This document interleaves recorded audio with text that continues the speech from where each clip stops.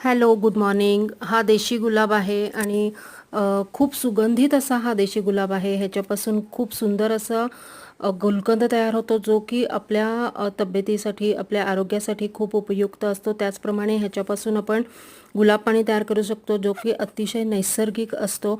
इतर गुलाबं जी असतात ती कलमी गुलाब असतात, तर ती मोठी फुलं असतात. पण ही देशी गुलाब आहेत किंवा याला गावठी गुलाबसुद्धा म्हणतात. सहजपणे कटिंगनी रुजतं.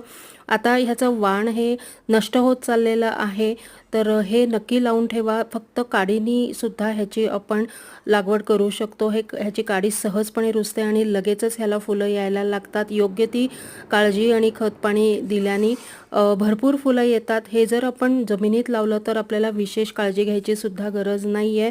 तर आत्ताचा सीझन हा हे कटिंग लावण्यासाठी योग्य सीझन आहे. तुम्हाला जर कुठे कटिंग मिळालं तर नक्की लावा. Thanks for watching my video.